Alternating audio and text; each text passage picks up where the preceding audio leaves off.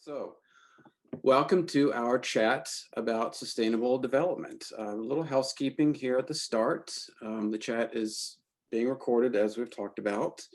I do usually recommend you mute your microphone until you want to speak. That way, if something pops up in the background, you don't have to worry about it.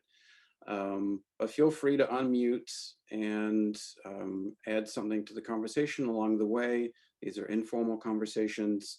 Um, or you can always chat. There's a little chat feature in Zoom. You can just click the chat button and type in your question, and I or someone else on the team will be happy to answer it for you. As we mentioned, all the chats are available on our events page on our website.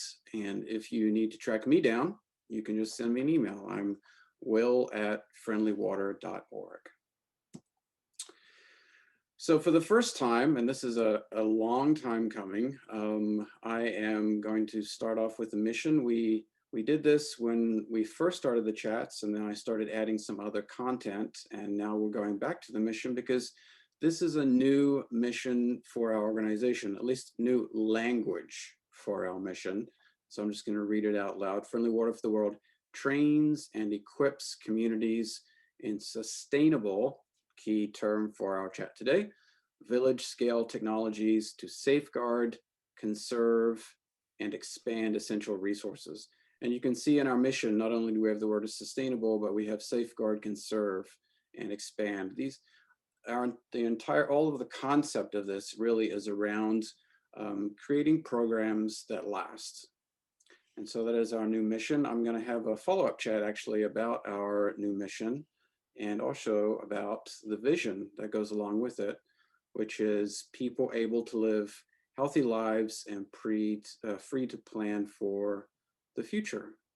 And there'll be more about this new mission and vision coming out, but hopefully they're a little more digestible, easy to remember, and rolls off the tongue. So they're very powerful, and we'll have more about them here in the future.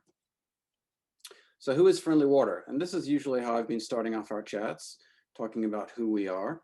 We provide expertise in sustainable and scalable village-based essential resource programs. Now that used to be technologies, but we realized that our technologies are just one part of our programs, and that the focus is on the essential resources that's tied directly to our mission. So it's about the essential resource programs. We build knowledge and resilience, both with the communities with whom we partner and ourselves, because the communities help us get smarter. We learn from them. It's a two-way relationship. We activate community engagement, which I'll actually be talking about quite a bit in this chat. We embrace the dignity, strengths, and rights of all living beings.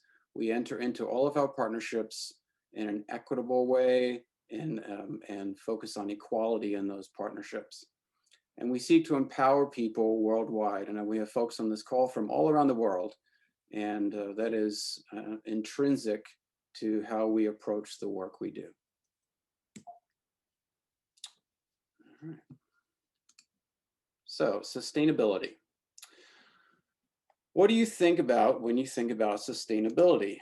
Well, some of you may think of a picture like this. This is actually a really verdant forest in Kenya. It's beautiful. It's one of the first things I think about when I think about sustainability. I think about the world and I think about the environment. And we think about it especially because this isn't far from that forest. This is the Saharan Desert in Africa. It has expanded more than 10% in the last 100 years. It's moving south at roughly a half a mile a year. And that is not only causing problems with the environment, it's pushing people south. And so it's causing migration issues in some of the countries with where we're working. So that's something that you might think about when you think about sustainability. You may also think about this, recycling and all the different ways you can recycle. This is, especially in the West, this is something that's pretty familiar with us and might be the first thing that jumps into your head when you think about sustainability. In the countries we work, this is often the case. This is, these are items that's a dump in Kenya. Um, Kenya has become a place where a lot of the world's trash has been going. So this isn't all just Kenyan refuse, but Nairobi itself produces 2,000 tons of solid waste every day and has no facilities to deal with it. So again, we're not in the obviously the landfill business, but this has an immediate and important impact on the communities with which we work. How else might you think about sustainability? How about food, or the bags that some of us may use to bring our food back and forth? That's definitely something we think about, especially as it relates to places like this. These are grain silos in Manze, Zambia. They used to be the tallest man-made structures in the country. They also used to be full. That was until recently. There have been droughts in Zambia. There were significant droughts in 2018, 2019. The World Food Program hasn't done any business, hasn't distributed food in Zambia in over 15 years. In fact, Zambia has been a net exporter of food until the last few years. And then the World Food Program had to come in and distribute food to more than 2 million people in and near the areas where we work. So this is obviously top of mind for us, and maybe another thing you think about when you think about sustainability. You might think about renewable energy. We don't have an energy program yet. It's something that have always been interested in since joining the organization, but the lack of consistent energy impacts our partners every day.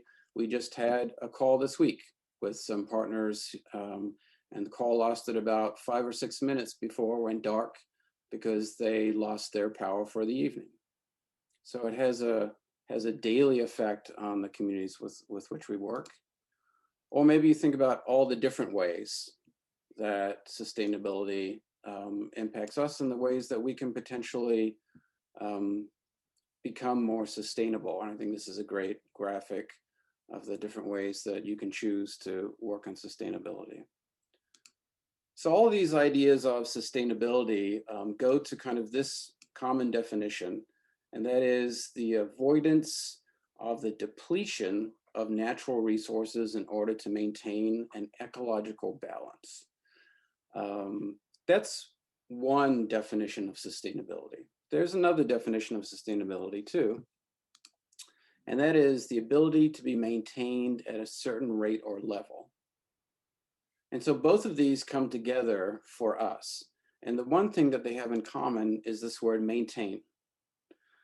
Maintaining the environment through practice and passion, and maintaining progress through and results through initiative. So that's what we think about. We think about how do we maintain the environment or even improve it, and how do we maintain the initiative in our programs or improve them. So why sustainability? There are several reasons why, and I've got a handful of them listed here that I'm going to go through. There's bad design, poor maintenance, wrong incentives, there's some management issues, and there are things that we've learned. And so these are the reasons why we focus on sustainability, and also the reasons why so many programs that don't focus on sustainability don't work, or they don't work for long. Yes. So bad design. What you're looking at here is a play pump. I'm not sure if several of you may have heard of this or seen this. This was a system that used the energy created by children playing to operate a water pump. And so kids would get on, they'd push it around, and the spinning motion from the pump pumped up water from underground into a 2,500-liter tank above ground.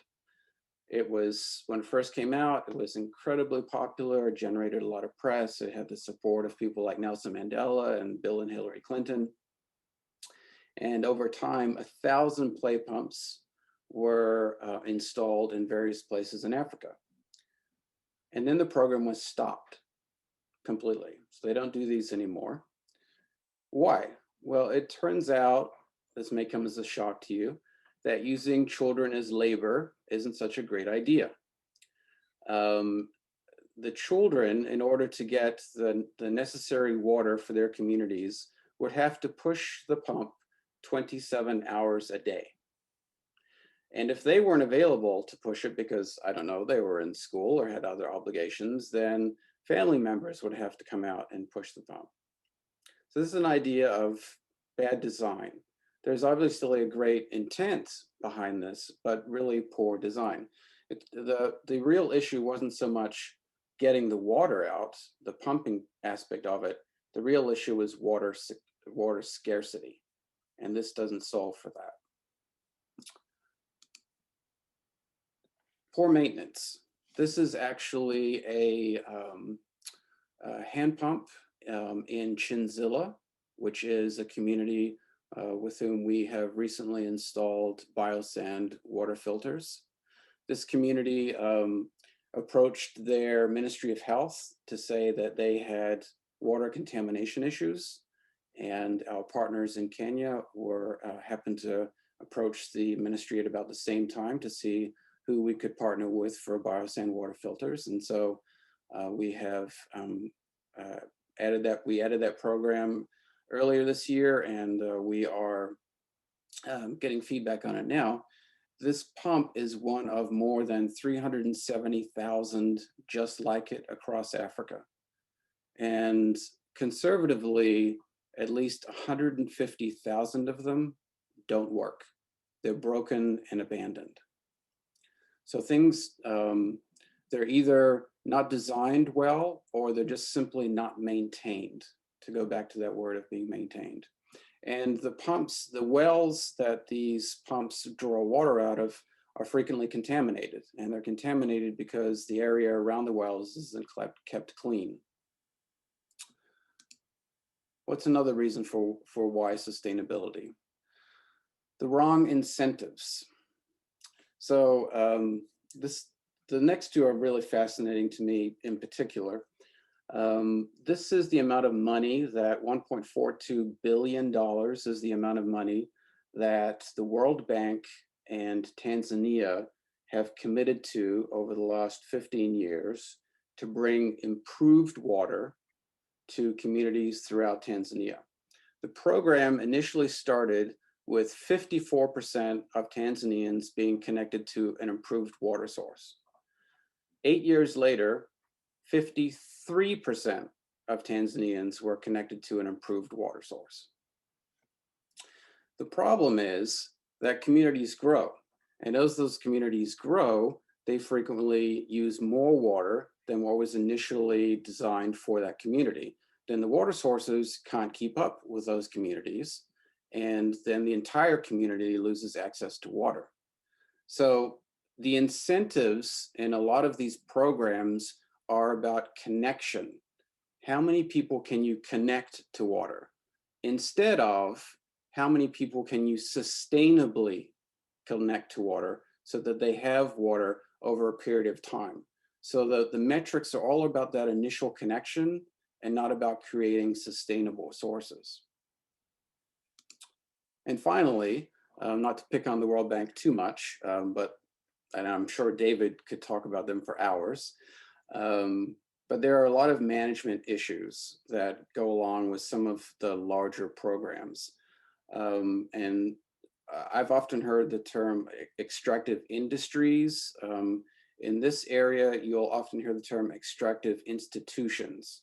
Institutions that are providing benefits, but not always with the appropriate motivations to do so. So there are strings attached. Development is often used for ulterior motives, political frequently. And these organizations are often too far removed from the communities for which they're helping, and they're dictating what those communities should have rather than working with the communities to create solutions. So these are all the reasons why sustainability is so needed and so important from other organizations. We've learned a lot ourselves, and there's an article, I encourage you to read it on our website, about 5 valuable lessons we've learned from our last 10 years of community development. At a high level, each of these has is something that we are or already have acted to change. So our work starts and ends with community engagement. I'm going to put a pin in that and talk more about that in just a minute. It's very important. Communities already hold the keys to their future. They tend to have all the resources and strengths that are necessary, and the motivations that are necessary. They just need the right connections and the right additional engagement. Community development work takes time and place. This is an especially important one for us. We've learned, being in 17 different countries, that it's important to focus your work in particular areas. Just an anecdotal example of that recently, we have brick making machines in Masaha and in Kambiri out of our Kakamega Water Center. Those two communities are actually swapped machines this past week because one of them was needing curved brick machines and one of them was going to use the straight brick making machines, or presses, I should say, straight brick making presses. So it's a huge advantage having two builds, and I'll talk more about that word in a little bit, in place that can share program components. Everything that happens after you deploy technology is at least as important as the technology, as the technology itself. That actually expands the program. Everything you do after you start the program is important. It's not just about the start, it's about the length of the program. And our greatest asset is our partners. We've learned over time that we often had a single partner in a location, and the reliance on a single partner meant that if there was any breakdown with that one partner, then the entire project broke down. So we typically go into most of our programs now, and I said project, and Kurt's going to kill me for that, but we go into most of our programs now with multiple partners, hopefully multiple funding partners and community-based partners. And that's what's happening right now in Masaha. So those are all the different ways that we find sustainability to be important. So then what do we do about it? So 5 paths to sustainability. The first is you have to have a mindset. I'm going to talk about all these in a little more detail. The next is our community investment 5-step process, then community engagement, our sustainability plan, and the sustainable technologies that we use. So the mindset. It's really important to use the language of sustainability internally and use the processes internally, because it gives you practice to then turn around and use them externally, and it becomes just part of your lingua franca, part of the way you talk in an organization, and it becomes reflexive when you talk with people outside the organization. You wind up treating them as you treat all the people that are close to you, and that just creates tighter community. You have the basics, what I call the basics, which is having the right people in the right place with the right program. And so that's making sure everything fits. Things that tend to fail, when sustainability fails, it's often because they didn't do the basics right. It wasn't the right program or wasn't in the right place. You just have to get those basics right. Then people plus strengths plus engagement. And what I mean by that is there has to be ownership from the beginning. And that's ownership in all facets of the program. That could be what we own, what the community owns, what a community-based partner owns, what a trainer owns, and that sense of ownership is compelling. And especially, I think, for our communities who, as I'll talk more about the engagement part, are not often engaged and not often expected to be owners in this process. Long-term thinking, and that goes to also the language in the process and doing that internally. Most of our programs are going to be anywhere from 3 to 5 years. That's a significant difference from what we've done in the past. And then continuous evaluation. We have many kinds of programs linked to many kinds of technologies that we can implement with a community. Once we implement or start a program with a community, and that community is interested in another program, let's say we've done multi-purpose soap with Masaha, and now we're doing brick making, and we'll be doing some other programs with them. We don't leave the first programs behind. We go back and make sure we're doing reporting and engagement on those first programs so that they're continuously evaluated so they can get better, so they can improve, because we know at the start we don't have all the answers. So that continuous improvement, continuous evaluation is incredibly important. The next step in sustainability is our community investment process. And this is a 5-step process: survey, engage, plan, train, and optimize. That's almost designed with sustainability from the start. Our survey process is a questionnaire that's completed by the local community in partnership with the local organization that creates a social map to understand all of our potential work together. And so if we get a survey and we understand that that community may not be a good fit for the partnership that we can offer, then we don't move forward, because we know that those are some of the basics. And if you don't do the basics right, then that program is not going to be successful. The next step is to engage, and I'll talk more about that in our next step, but it's a facilitated multi-day planned process that charts a collective path forward. Then plan, which is in many ways the most important part of the implementation part of the program. And that's a collaborative research and development process to identify and capture information and knowledge needed to sustainably produce a technology or essential resources. And then we have our training step. And that training step may or may not be present in every program we do, depending on the kind of program, but that is typically a knowledge sharing event or series of events that train the community members to create and install the life-improving technologies that are a good fit for that community. And then finally, optimize, which is a set of iterative steps to measure, assess, share, and encourage the effectiveness of the project. So every build has this community investment process as a part of it. There may be some features of each step that are different, and you would expect that there would be, because we want to customize this to each community with whom we partner. But this process and the procedures that are in it force you to think long-term about what you're trying to accomplish and what you're trying to accomplish together.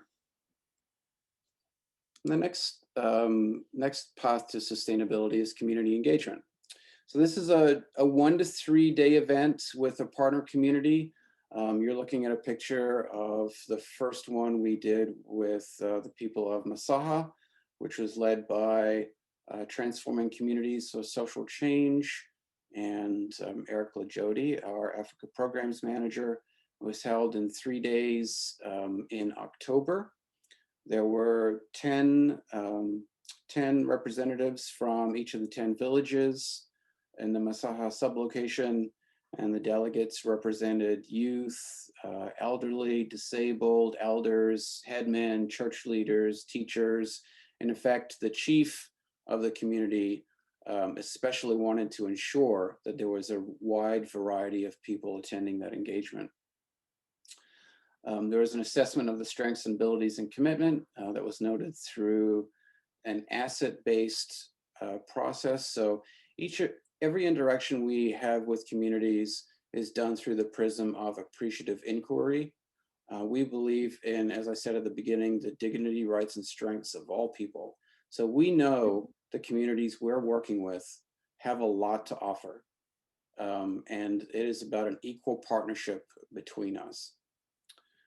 And from the community engagement process that you see the start off here, a team was put together called the Masaha Development Group, and that group is who we are working with now to implement programs.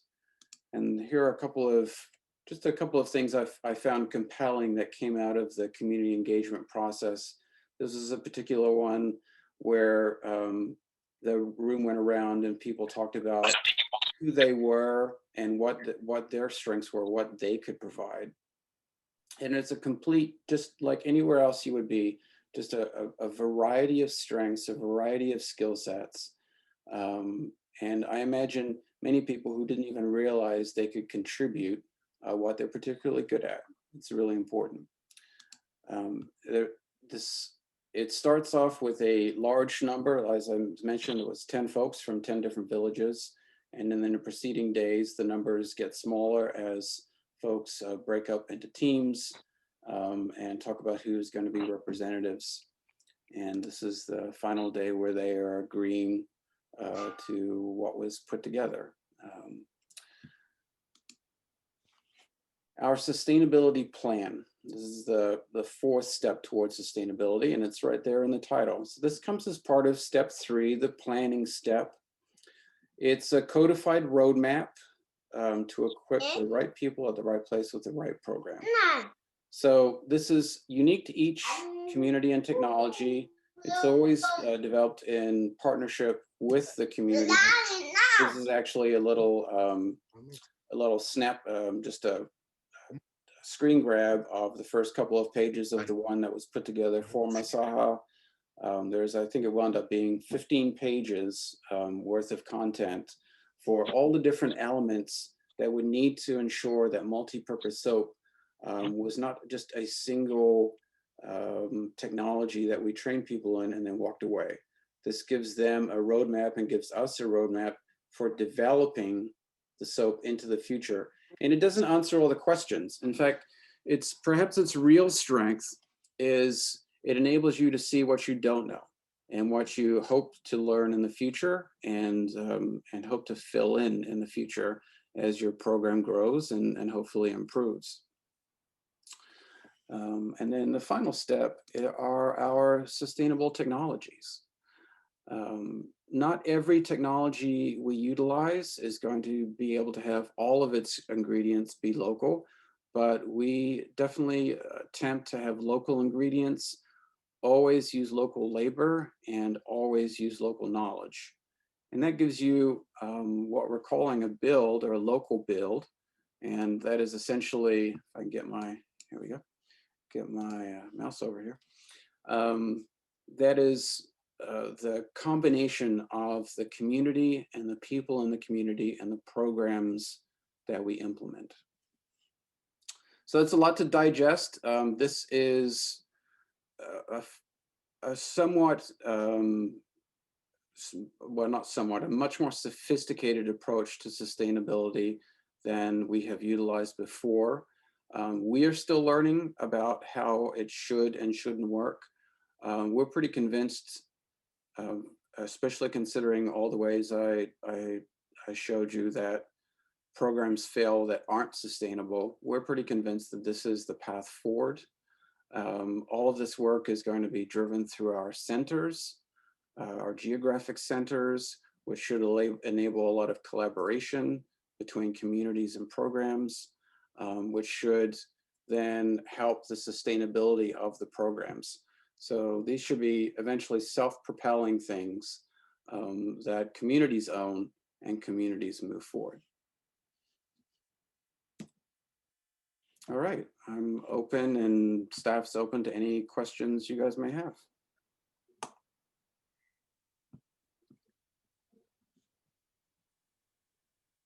Actually, there we go.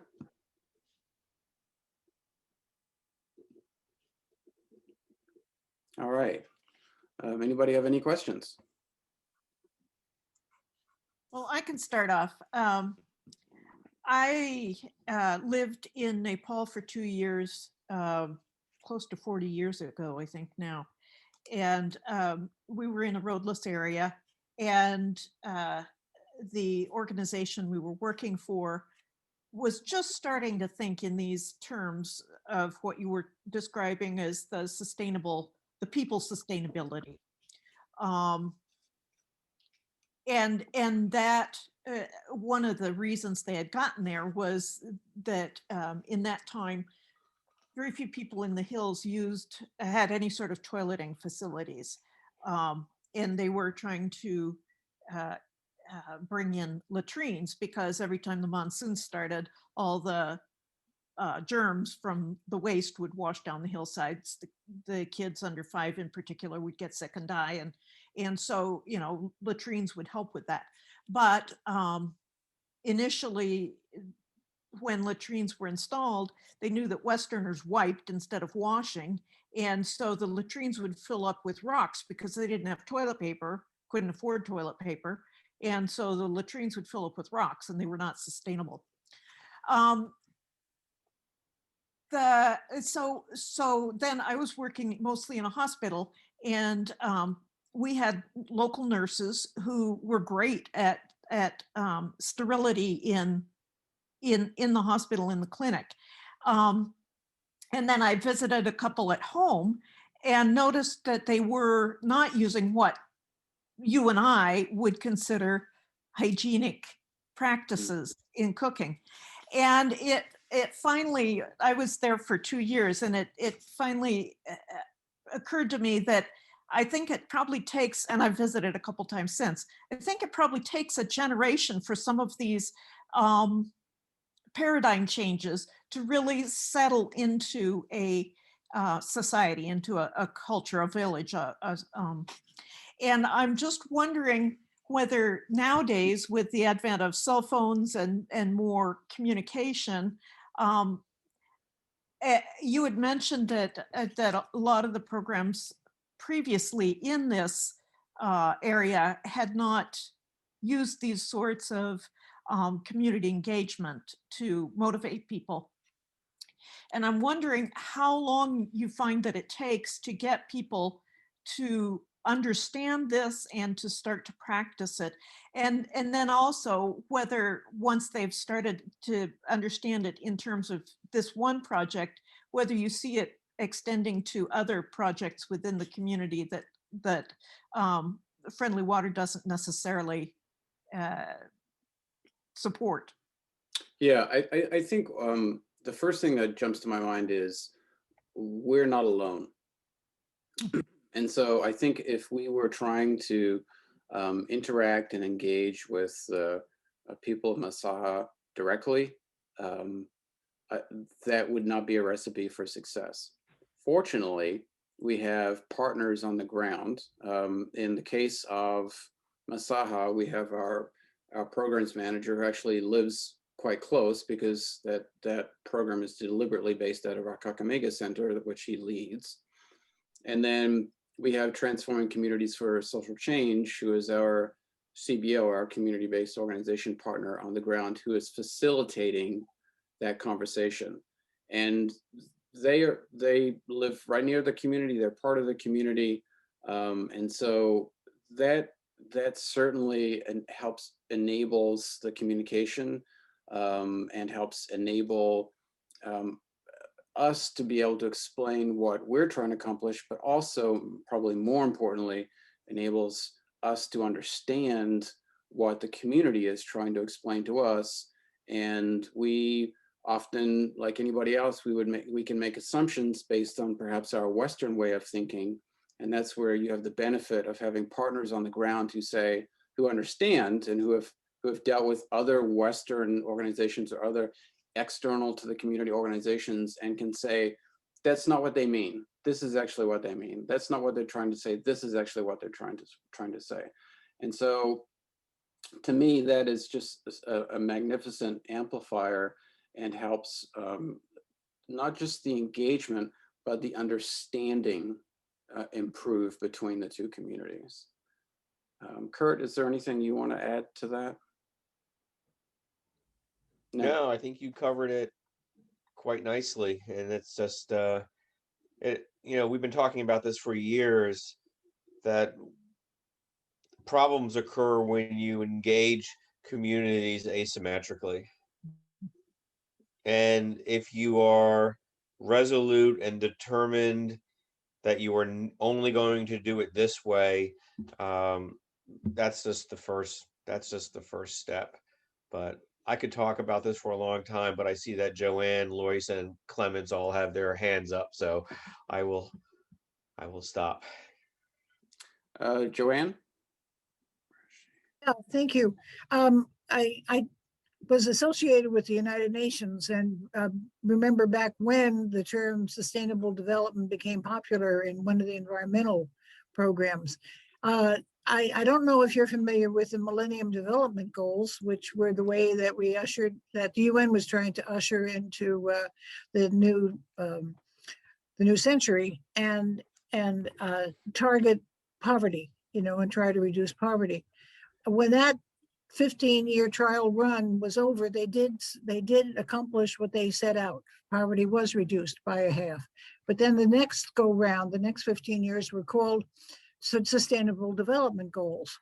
So as I'm listening to you now, they defined a set of 18 Sustainable Development Goals, up from 8, because they had asked the countries, now that you understand that, we set a goal and then we check with you every single month to find out how the goal is progressing, and we're tallying this, and the United Nations Development Program was, really hard at work trying to keep tabs with all the countries.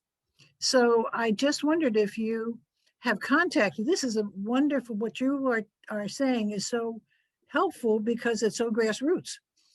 It's so step by step, what you have learned, and you're helping people understand that. I don't know if you've been in touch with the United Nations Development Program, but I think that they might benefit by what you're offering, and they might have services that you could utilize as well.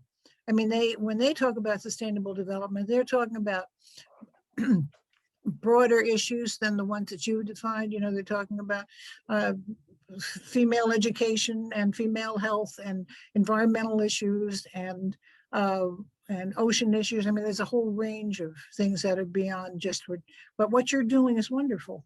And so I wanted to, urge you to connect with them. Yes, thank you. I am intimately aware of the SDGs. This work on sustainability actually is drawn principally from the SDGs. We are connected to Global Washington, which is an organization that essentially a field of nonprofits based out of Washington State. Of course, that's where Bill and Melinda Gates and a number of large nonprofits are based. And they have talked a lot about the SDGs, and we've been part of that conversation. I know we're connected to, I believe, 3 of the goals with the work we do, most of them being water and nature. I do feel like we have an opportunity and are doing things, you're right, at a different space. There's a lot of strategy that's happening in very large institutions way up here, and there's not a lot of folks. It hasn't really filtered down in terms of tactics to folks on the ground. So it's almost like we're gonna start from the bottom and they're gonna be at the top, and hopefully we can meet somewhere in the middle. I think a lot of this work is new. I love the fact that the SDGs are around because there's language and information out there that we're connected to. So it's not like we're the only folks standing in the middle of the field yelling out sustainability. There are other big organizations, small organizations who are talking about this now, and who I think are coming to the realization that this is really the only path forward. So yeah, thank you very much. And I actually hadn't considered reaching out to them directly, so that's a great idea. Lois? Yes, thanks. Good afternoon again to everybody. I am a founder and the executive director of a non-for-profit that is working in rural village of Kenya, where I was born and raised. And I've done this work for many, many years. And in the last iteration, I started another organization in 2012. And we've got a school which has got around 250 students right now. And we recently installed a large rainwater capturing cisterns. And I'm interested in the water purification. In fact, we are trying to work with the Wake Forest University Engineering to engineer the purification. And we are addressing water education. And as we are speaking, we are installing solar on the roof of the school, and we are working towards building a community center where community can meet and be educated and expand their knowledge, and a safe place. It's wonderful when we are talking about sustainability. We all want sustainability to happen, but as I do this work, and I usually go to the village occasionally and stay in the same place where people are experiencing what we would like them to experience, two things come to mind. One is that skills are universal. It's resources that are lacking. So that's something that I have to remind myself about. But also what I've realized in the recent past, and then I'll ask my question, is that the reality of people who are experiencing the everyday, for example, the village we are in, is that they had lost 3 generations to HIV/AIDS. So it's not that they do not want to be sustained or, stand on their own or do all these things. We want to support them, but their reality on a daily basis is so difficult that if I'm focusing on water, but they are going to miss sleep because they have no food, it's usually so challenging. So I do a lot of deep listening because of that. So I just wanted to share that. My question is, how do we focus on those millennial goals or, the United Nations goals when, one, there is seeds from Monsanto that they can't regrow, and if the weather changes, so for example, the armyworms or the locust, then we can't be talking about sustainability and sustainable goals when the person is panicking because of their reality and the climate change. So though I've gone around all over the map, I want to always remind myself when I'm doing this work is also to do a thermometer, to do a temperature check on the reality of what is happening today to this person, so that I don't think about the development part of it, but listening to this person so that I think about this too as I do this work. And I'm rambling, but usually that's really difficult for me to understand how to focus on sustainability when I'm talking about projects. And I'm dealing with people who are dealing with a reality on a daily basis. And so, any ideas would be really helpful for me. Well, first I want to say thank you for the work that you're doing. It sounds like you have an amazing program moving forward with what you have. I think, and Kurt and I were having a conversation about this the other day. I certainly don't forget, and I was part of a recent conversation that I had with the gentleman who leads the Masaha Development Group, who is the group that has been put together to help implement the programs in the community. Most of the individuals in that group have if you want to say day jobs, they have things going on in their life all the time. The programs that we're putting together are one small component, hopefully an incredibly important component, but we know that there may be times where they can't be engaged in making soap because they have to go do farming. And most of the folks that that are part of this particular community are subsistence farmers. They have daily responsibilities. They have to feed their families. They potentially have to get walk for water. They have to go to health clinics. They have to live their lives just like anybody else. And first and foremost, we have to be respectful of the fact that this is something new. We are engaging them, but it's their time, it's their livelihood, it's their community, it's their program. And that's one of the things I said earlier that is so important. It's about ownership. Just because you own something doesn't necessarily mean that you're going to do that thing all the time and everything else comes second.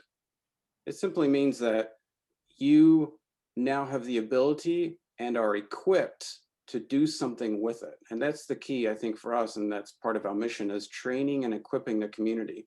The community ultimately decides, and the people in that community ultimately decide how they want to move forward. We are there to train and equip them to help them with these essential resources.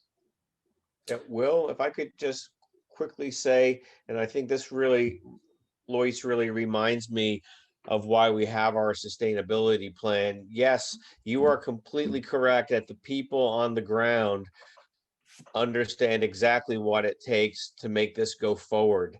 I think the sustainability plan is probably 90% written for us, 10% written for the people. It's to make sure that we don't forget what we're doing, and that we don't forget the commitment that we have, and we don't forget that it has to go slowly to go correctly, and that we can't rush into things headlong, because that's not successful. So yeah, the people that we work with, they are triaging their own daily life every single day just in order to survive. And I think part of our planning is to make sure that we are respectful of that and thoughtful of that, and that we have it written down so that we actually do that. Yes, so thank you. That's much better than I was putting it. So thanks, Kurt. And I hope that, if there's any ways that we can work together, Lois, please feel free to connect with us and share best practices, share ideas. Moving forward together is really the goal here. So I'd really be happy to do that. Thank you. I've been intending to join, and I'm about to travel to Kenya, if not for the COVID thing. I actually booked my ticket yesterday. And just a quick follow-up question to you, Will and Kat. Thank you for the response. I don't want to hog this, but you talked about most of the ingredients you use are local, but there are some times when you don't get everything else locally. So I was just curious, particularly, what is it that you might not necessarily get locally?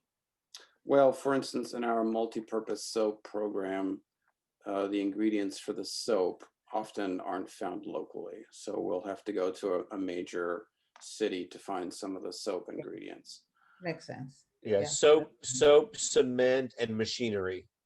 Yeah, that makes sense. Thank you. Clemens, we can't see you completely, but I know that you had your hand up for a while. Yes, Yeah. I'm sorry. I was taking notes. That's why you couldn't see. My head was down. I'm trying to remember back in December when you talked about Matsaha, but this would be a general question, and that is, I know that Eric is very close to Matsaha, and you all know about TCSC, but in general, who approaches whom in terms of getting a project? You just muted as you were finishing that. So I'm going to say that you are asking who approaches whom with regards to getting something started, getting a program started. Yes. Yes, I'm sorry. I hit the mute button by accident. That's quite all right. So I'd like to answer this question by just comparing and contrasting. In the past, a lot of the work that we've done has simply been a who you know. So we knew somebody who knew somebody, somebody else knew somebody who knew someone we knew, and those communications filtered up to the team. We had connections, many connections with trainers on the ground. Our volunteers and David had traveled to Africa and India extensively, so that they knew folks there. And that's not to say that that's a good or bad way of doing things, but we are trying to move towards these geographic centers so that over time, right now, Eric just happened to know Getry, and actually Getry was known to us more broadly as well. But over time, we hope, because we have an office in Kakamega, so over time we hope that people will be able to find us because we have a far more permanent presence there than we have before. And so we want to build a network in these communities, not just with community-based organizations, but with Rotaries, with different friends meetings, with different religious groups, with non-religious groups, with local government people, and build out that network, because ultimately that's going to be the best way to scale the work we do. We're not going to be able to successfully scale the work we do by having a single trainer and a single community-based organization and a single funder every time. In order for this work to really grow, you're going to have a network of resources and people at your disposal.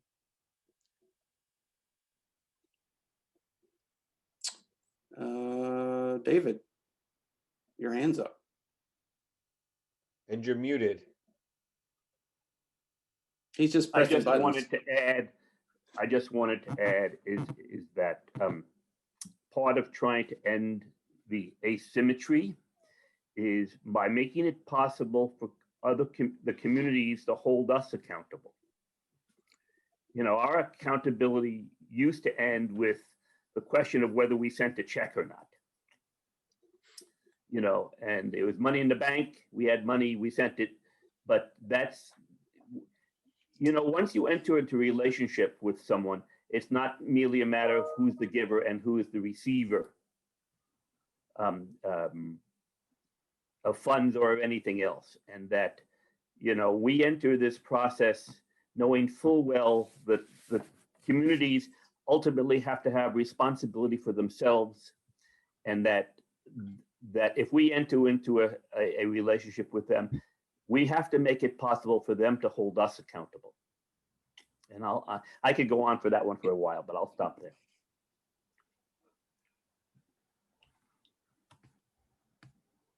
Thank you, David. That's a great point. All right, any last takers? All right, thank you everyone so much for joining. Join us next month. It's going to be, oh, I didn't have my calendar up in time, Friday, May 28th. And I think we'll be talking about bricks. It's been over a year since we talked about bricks, and we've made, I think, 2,000 of them at least since then. So we've picked up some knowledge along the way, and look forward to sharing that with you. All right, thanks everyone. Have a great weekend.